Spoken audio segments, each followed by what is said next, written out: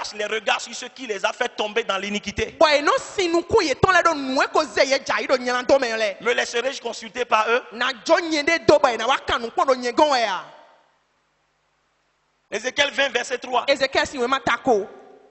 Il dit, fils de l'homme, parle aux anciens d'Israël et dis-leur, ainsi parle le Seigneur, l'Éternel.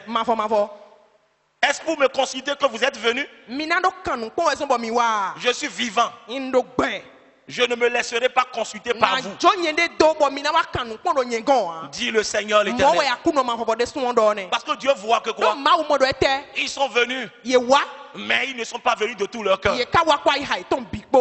Comme beaucoup de gens viennent même dans les églises, vont au culte, juste pour une formalité.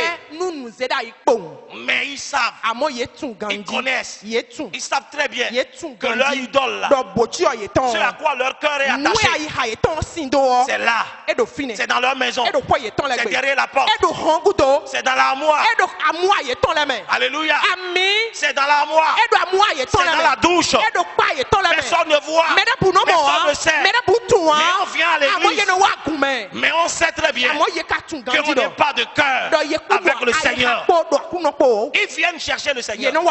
C'est des conducteurs, c'est des anciens du peuple, ceux qui sont censés être des modèles. Mais ils viennent maintenant pour dire, parle-nous de la part du Seigneur. Nous voulons connaître la volonté. Comme s'ils veulent connaître pour marcher selon cette volonté. Non, le Seigneur n'est pas dupe. Il a dit à son prophète, ne les regarde même pas. Ils viennent te voir comme des gens qui me cherchent, mais leur idole, c'est dans leur cœur.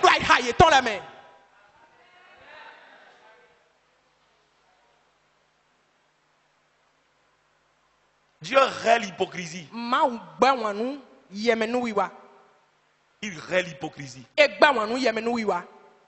Que Dieu nous aide. Que Dieu nous aide. Aujourd'hui, il y a trop de pasteurs. De pasteurs corrompus. Corrompus. C'est pourquoi il faut que le peuple de Dieu nous soyons attachés, accrochés à la parole. Bien-aimés, si moi-même qui tiens le micro ici, si je vous dis de faire des choses qui ne sont pas conformes à la parole, bien-aimés, vous devez être en mesure de dire non à cela. Parce que personne n'est au-dessus de la parole. La parole est au-dessus des pasteurs. La parole est au-dessus des évangélistes. La parole est au-dessus des anciens. La parole est au-dessus du pape. La parole est au-dessus de n'importe quel révérend, prophète, bishop. La parole ne passera jamais. Mais les prophètes vont passer. Les évangélistes vont passer. Les pasteurs vont passer. Mais la parole de Dieu ne passera jamais. C'est pourquoi, bien-aimés, si vous ne voulez pas être trompés par les faux semblants, les hypocrites, attachez-vous à la parole de Dieu. Attachez-vous à la parole de Dieu. Il y a beaucoup de fausses apparences aujourd'hui. Et demain, bien-aimés, il y en aura davantage.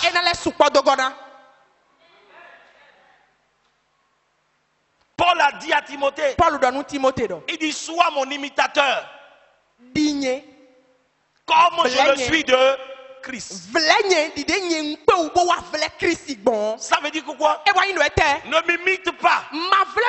Si ce que tu me vois faire là ne ressemble pas à Christ.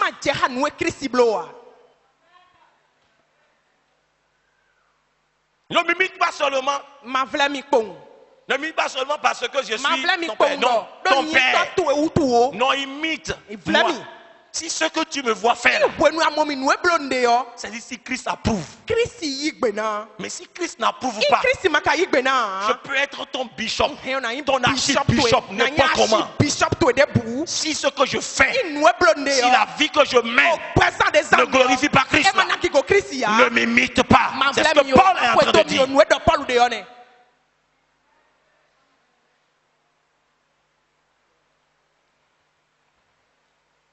Vous savez, ceux qui vivent mal, les hypocrites là, ils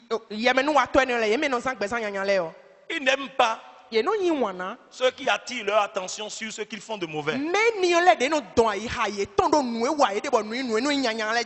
Ils n'aiment pas. Ils ne peuvent jamais aimer. Parce que c'est des gens qui aiment que vous les caressiez dans le mal. Vous les encensiez dans le mal. Et ils vous détestent. Mais si vous tenez à leur amitié, parce que souvent c'est une amitié intéressée. Peut-être que si j'attire son attention là-dessus, je vais perdre un avantage.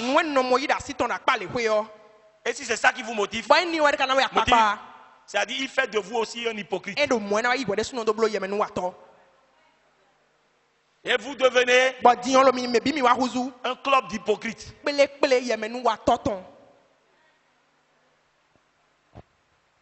Gloire à Jésus.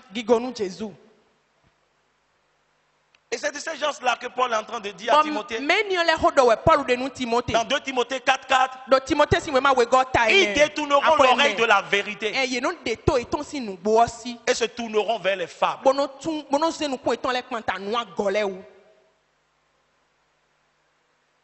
Parce que quand ils sont dedans, et quand vous les caressez, vous les encensez, vous les louez pour ça, vous allez être leur ami. Mais si vous attirez leur attention sur ce qu'ils font, ils deviendront votre ennemi. C'est pourquoi le livre de Proverbes a dit, si tu reprends le moqueur, c'est dit il va te dédaigner. Il va te détester. Mais si tu reprends le sage, il va t'aimer. Gloire à Jésus. Si tu vois quelqu'un qui est sage et qui vit mal, et que tu lui parles, il te remercie plutôt. Il va t'aimer parce que tu lui as dit la vérité.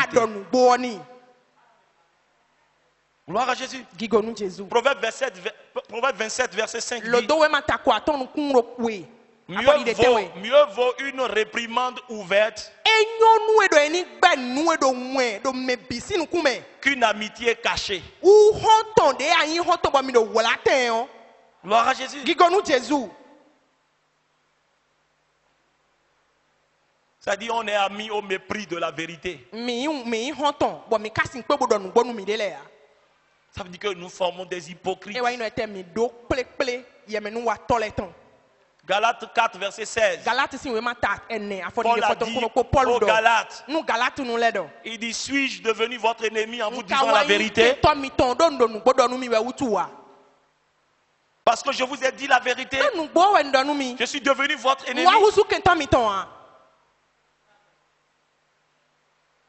Bien-aimés, choisissons de dire la vérité. Optons pour la vérité. Mais il faut dire la vérité dans l'amour. Est-ce que vous comprenez? Il faut dire la vérité. Mais il faut dire la vérité dans l'amour. Parce que la vérité, si on ne le dit pas, on ne la dit pas dans l'amour, au lieu de construire, elle détruit. Vous dites la vérité dans le but de quoi? De construire. Dans le but, c'est-à-dire de racheter, de ramener votre frère, votre soeur sur la bonne voie. Vous ne dites pas la vérité pour pouvoir le détruire. Parce que ces fois, les gens disent la vérité par esprit de dispute. La motivation dans leur cœur de le dire, c'est un esprit de dispute qui est là. Et c'est dans le but de détruire. Non, il faut dire la vérité, mais il faut la dire dans l'amour. L'amour construit. L'amour ne détruit pas.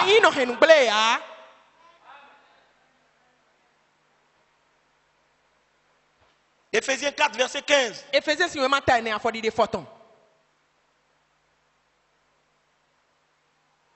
Parole de vie. Mais en disant la vérité avec amour, nous grandirons en tout vers celui qui est la tête, le Christ. Le Christ. Éphésiens 4, verset 15. Parole vivante, version parole vivante. Il dit non. Dieu veut que nous maintenions fidèlement la vérité dans l'amour et que nous la prêchions par toute notre vie. Ainsi, nous entrerons dans une communion toujours plus intime avec celui qui est la tête de l'Église. Le Christ vivant. Nous grandirons vers lui à tous égards, jusqu'à ce que nous ayons pleinement atteint sa mesure. Ça, c'est la parole vivante du même verset. Parce que l'Église est la colonne et l'appui de la vérité. L'église, la Bible dit que l'église est la colonne et l'appui de la vérité. Parce que lorsque le monde cherche la vérité et ne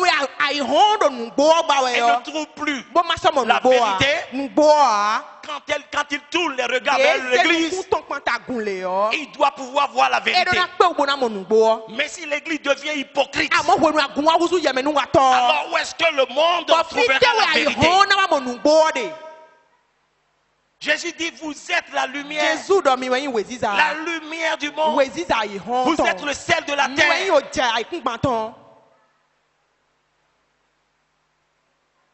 L'église est l'ambassade de Jésus-Christ. L'ambassade du ciel sur la terre. L'église est la colonne et l'appui de la vérité. S'il y a un lieu où on doit trouver la vérité et que la vérité ne fera jamais défaut, c'est l'église. Mais si l'église devient hypocrite, il n'y a plus d'espoir pour le monde.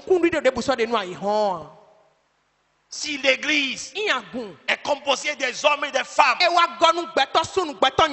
qui portent des masques, qui vivent des vies dissimulées,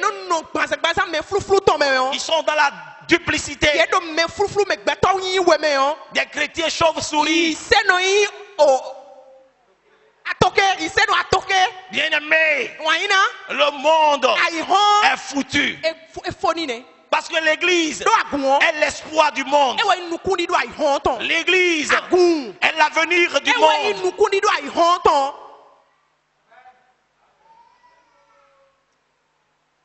1 Timothée 3, verset 15.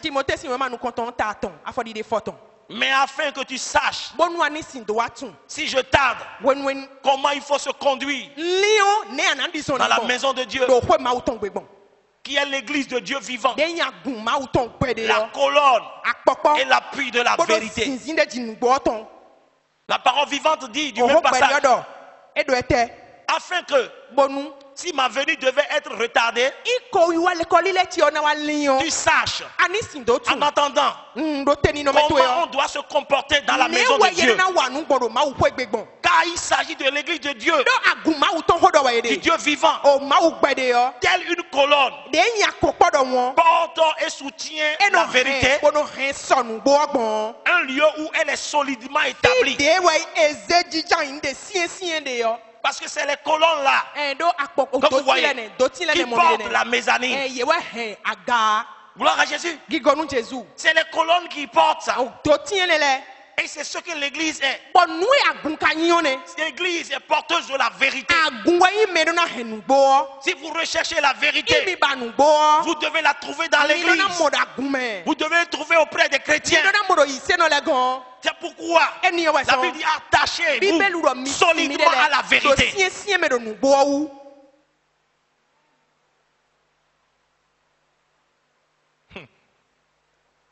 Gloire à Jésus. Éphésiens 4, verset 25. La Bible dit, c'est pourquoi renoncez au mensonge et que chacun de vous parle selon la vérité à son prochain. Aujourd'hui, on se ment. On se ment. On ne se dit plus la vérité. Gloire à Jésus. La Bible est claire. Renoncez au mensonge et que chacun de vous parle selon la vérité à son prochain. Car nous sommes membres les uns des autres. C'est ça, bien aimé. Gloire à Jésus. Gloire à Jésus. Les yeux ne peuvent pas voir du charbon ardent au sol et dire au pied que c'est un glaçon. Est-ce que c'est possible? À moins que les yeux soient malades. Est-ce que les yeux? Parce que c'est les yeux qui voient, non? Tu vois, non? Et tu permets... Quand je arrive ici, je ne peux pas marcher comme je marchais. Parce que mes yeux ont vu que quoi? Est-ce que vous voyez, il y a des escaliers. Maintenant, est-ce que mes yeux, en arrivant ici, vont dire à mes jambes que non, le terrain est toujours plat. Tu peux avancer. La Bible dit c'est ça. Et Dieu compare l'église aux membres du corps. C'est pourquoi il dit dites-vous. Parce que quand vous ne dites pas la vérité, est-elle considérée comme la ceinture? La ceinture, on l'attache à la taille pour que cela tienne votre pantalon. N'est-ce pas? Ou bien votre jupe. Lorsque la ceinture est relâchée, le pantalon tombe. Et vous êtes nus.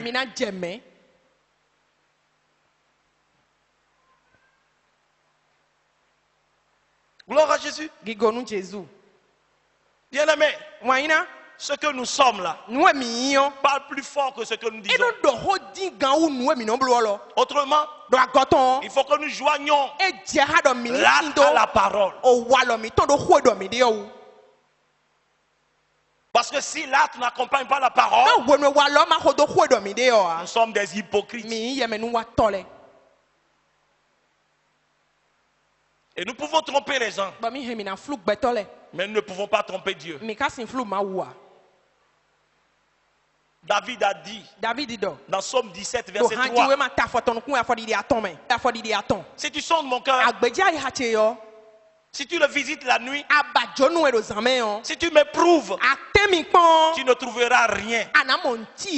Ma pensée n'est pas autre que ce qui sort de ma bouche.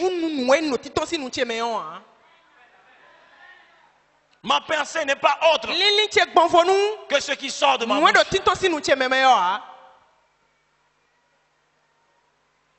Parce que je ne vais pas te dire, oh, tu vivras longtemps. Pendant que dans mon cœur, je souhaite que tu meurs même aujourd'hui. Il y en a plein. Baiser de Judas. Gloire à Jésus. Il est venu trahir Jésus, mais en lui donnant un baiser.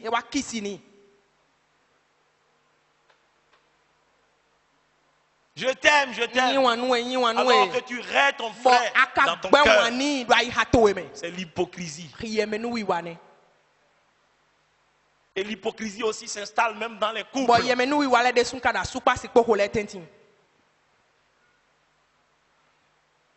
L'homme est hypocrite envers la femme.